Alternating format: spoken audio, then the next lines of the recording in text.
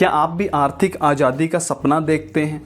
क्या आप भी ऐसी ज़िंदगी जीना चाहते हैं जहां आपको पैसे की चिंता ना हो?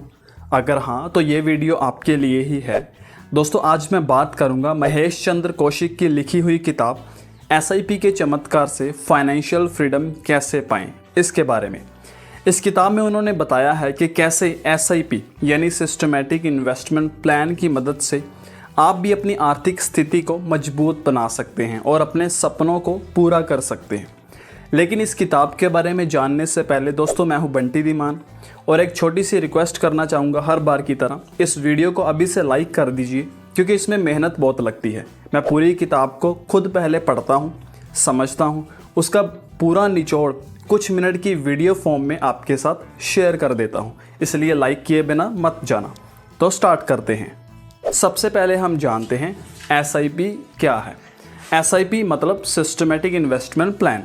दोस्तों, ये एक ऐसा तरीका है जहां पर आप हर महीने एक छोटी सी रकम नियमित रूप से एक म्यूचुअल फंड में निवेश करते हैं, इन्वेस्ट करते हैं।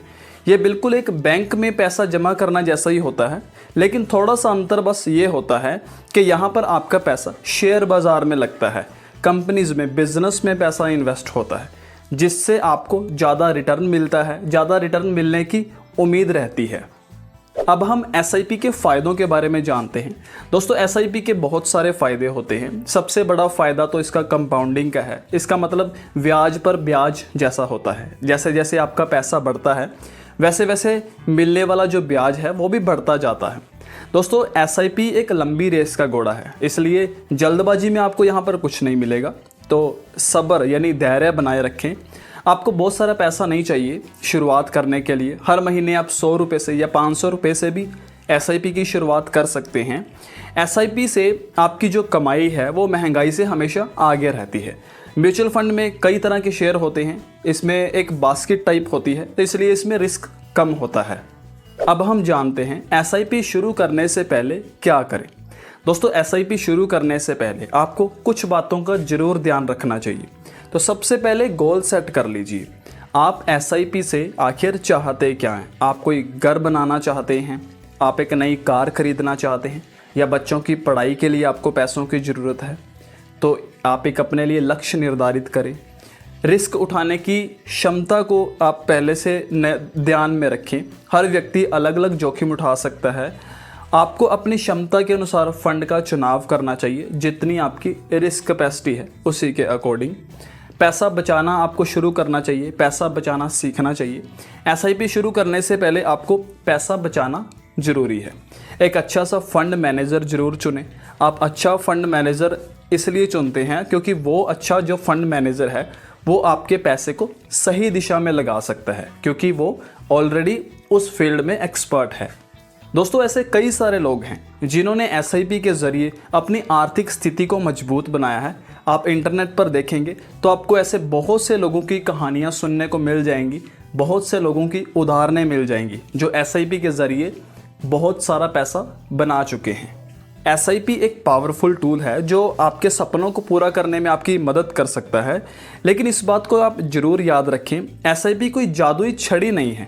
आपको लगातार इसमें इन्वेस्ट करते रहना होगा और धैर्य बनाए रखना होगा अगर आप लॉन्ग टर्म में अच्छा पैसा या अच्छा फंड बनाना चाहते हैं।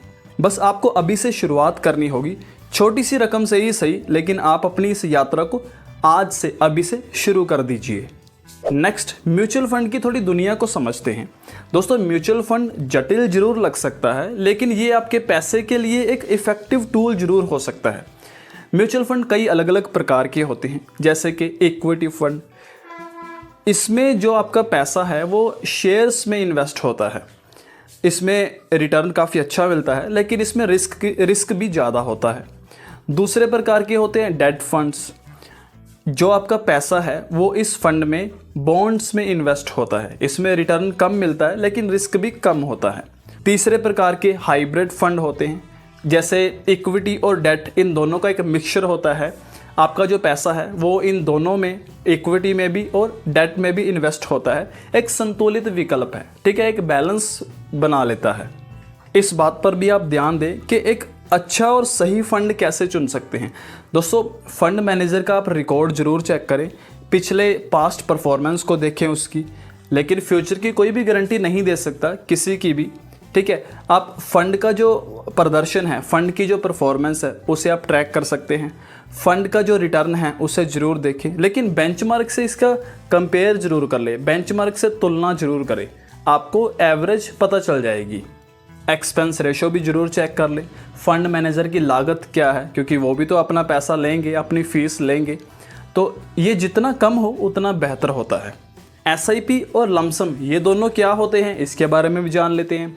एसआईपी मतलब हर महीने कुछ रकम, कुछ अमाउंट जो आपने निर्धारित की है वो हर मंथ इन्वेस्ट होती है, निवेश होती है, तो इससे रिस्क कम रहता है, ठीक है। क्योंकि कभी मार्केट ऊपर बड़ी होती है, कभी मार्केट डाउन होती है, तो जब मार्केट ऊपर होती है तब आपकी उस अमाउंट का आपको जो इन्वेस्ट होता है उसके कम यूनिट्स मिलते हैं, लेकिन जब मार्केट नीचे होती है, डाउन होती है, तो आपकी उतनी ही अमाउंट से आपको ज़्यादा यूनिट्स मिलती है, तो एक बैलेंस बन जाता है, एवरेज बन जाती है, यानी कि रिस्क कम हो जाता है मार्केट की उतार चढ़ाव से, वोलेटिलिटी से।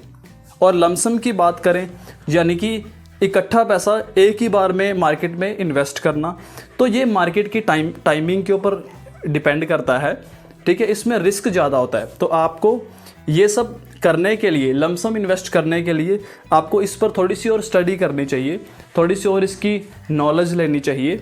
आप किसी अच्छे से अपने फाइनेंशियल एडवाइज़र की सलाह भी ले सकते हैं जिस पर आपको ट्रस्ट है।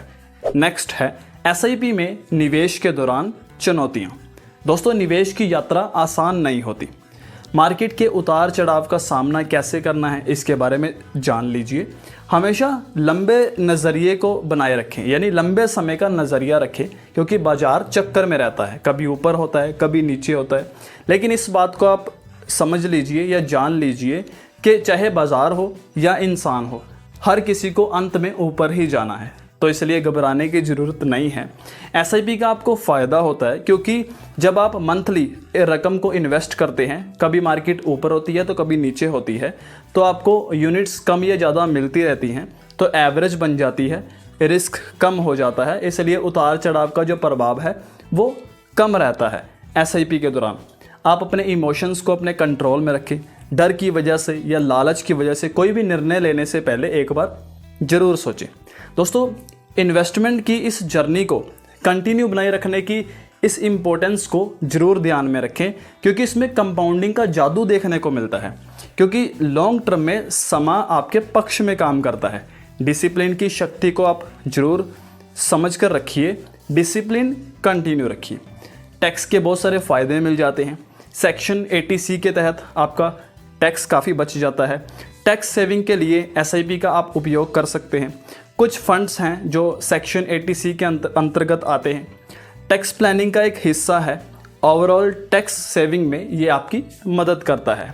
बस दोस्तों, जहाँ पर भी आप इन्वेस्ट करने जा रहे हैं, निवेश करने जा रहे हैं, तो निवेश का फैसला सोच समझ कर लें और एक फाइनेंशियल प्लानर की, फाइनेंशियल एडवाइज़र की ज़रूर सलाह ले लें या फिर खुद इस पर स्टडी करें। नेक्स्ट है, अब हम जानते हैं क्या एसआईपी के अलावा और कोई विकल्प है इन्वेस्ट करने के लिए। तो दोस्तों, एसआईपी अकेला यही एक विकल्प नहीं है अपने पैसे को इन्वेस्ट करने के लिए, और भी बहुत सारे अलग अलग विकल्प हैं, जैसे कि एफडी, फिक्स डिपॉजिट। ये सुरक्षित है लेकिन रिटर्न कम है। पीपीएफ में आप अपना पैसा इन्वेस्ट कर सकते हैं, पब्लिक प्रोविडेंट फंड में। लंबी अवधि के लिए, लॉन्ग टर्म के लिए टैक्स का बेनिफिट मिलता है, लेकिन हाँ, लिक्विडिटी कम होती है। एनपीएस, नेशनल पेंशन स्कीम, इसमें आप अपना पैसा इन्वेस्ट कर सकते हैं पेंशन के लिए लॉन्ग टर्म में, ठीक है, और इसमें भी टैक्स का फ़ायदा मिल जाता है। एसआईपी के साथ आप इनका एक बैलेंस बना के रख सकते हैं। ये रिस्क प्रोफाइल के ऊपर डिपेंड करता है कि आखिर आप कितना रिस्क ले सकते हैं, आपके फाइनेंशियल गोल्स क्या हैं, क्योंकि अलग अलग गोल्स के लिए अलग अलग विकल्प मौजूद हैं, इसलिए आपको अपने गोल्स के अकॉर्डिंग इन्वेस्ट करना चाहिए। पोर्टफोलियो को डाइवर्सिफाई करने के लिए आप रिस्क अगर कम करना चाहते हैं तो आप इस तरह से अलग अलग विकल्पों का आप चयन कर सकते हैं इन्वेस्ट करने के लिए। मैं आपके दिमाग में चल रहे सवालों के भी जवाब देने की कोशिश करता हूं। अक्सर जो लोगों के दिमाग में चलते रहते हैं कि एसआईपी की कम से कम राशि कितनी होनी चाहिए या क्या होनी चाहिए। तो दोस्तों, अलग अलग फंड्स की अलग अलग मिनिमम अमाउंट होती है। जैसे कई फंड्स में आप 100 रुपये से भी अपनी SIP की शुरुआत कर सकते हैं। कई ऐसे फ़ंड हैं जिसमें 500 से शुरू कर सकते हैं, 1000 रुपये से शुरू कर सकते हैं। तो आप ये फ़ंड के ऊपर डिपेंड करता है, फ़ंड को देख सकते हैं और 100 रुपये से या 500 रुपये से भी आप अपनी SIP की शुरुआत कर सकते हैं। एक और सवाल ये हो सकता है कि कितने सालों तक हमें SIP को कंटिन्यू रखना चाहिए। दोस्तों, ये आपके फाइनेंशियल गोल्स के ऊपर निर्भर करता है कि आपको कितनी लंबी अवधि के लिए अपना SIP कंटिन्यू रखनी है। तो SIP जितना लंबे टाइम के लिए होगा उतना ज़्यादा बेहतर होगा, ठीक है। और सवाल ये भी आ सकता है, क्या SIP को बंद किया जा सकता है? तो दोस्तों हाँ, अगर आपका ये सवाल है तो आप कभी भी अपनी SIP बंद कर सकते हैं, लेकिन आपको एग्ज़िट लोड लग सकता है। जब आप विड्रा करेंगे अपनी रकम को, अपने पैसे को, तो एग्ज़िट पर कुछ खर्चा आ सकता है। एक सवाल ये भी आ सकता है आपके दिमाग में, क्या SIP में पैसा फंस जाता है? तो इसका जवाब है नहीं। दोस्तों, आप कभी भी अपना पैसा निकाल सकते हैं, लेकिन हाँ, यूनिट्स की जो वैल्यू है वो मार्केट के ऊपर निर्भर करती है। अगर इसके अलावा कोई और सवाल है जो आपके माइंड में चल रहा है, आप पूछना चाहते हैं, तो आप कमेंट बॉक्स में शेयर कीजिए, मैं आपके उस सवाल का आंसर आपको ज़रूर करूँगा। तो दोस्तों, आज के लिए इतना काफ़ी है। आई होप ये वीडियो आपके लिए काफ़ी हेल्पफुल होगी, इसलिए इसे लाइक किए बिना मत जाना। इससे मुझे मोटिवेशन मिलेगी इसी तरह से काम करते रहने के लिए। कमेंट करके बता सकते हैं, कोई फ्यूचर वीडियो के लिए सजेशन देना चाहें, मुझे आपके कमेंट का इंतज़ार रहेगा। दोस्तों, इस किताब में सीखने के लिए और भी बहुत सी बातें हैं, बहुत कुछ है। आप चाहें तो इस किताब को खुद खरीद कर पूरी पढ़ सकते हैं। आप इस वीडियो को शेयर कीजिए अपने सभी फ्रेंड्स और फैमिली मेम्बर्स के साथ, ताकि उन्हें भी SIP के बारे में सीखने को मिले, जानने को मिले। इस वीडियो को आप YouTube पर देख रहे हो तो चैनल को सब्सक्राइब करके नोटिफिकेशन बेल प्रेस करके ऑल पर क्लिक कर लेना। फेसबुक पर देख रहे हो तो पेज को फॉलो कर लेना। मैं जल्दी मिलता हूँ आपसे नेक्स्ट वीडियो में, एंड थैंक्स फॉर वॉचिंग।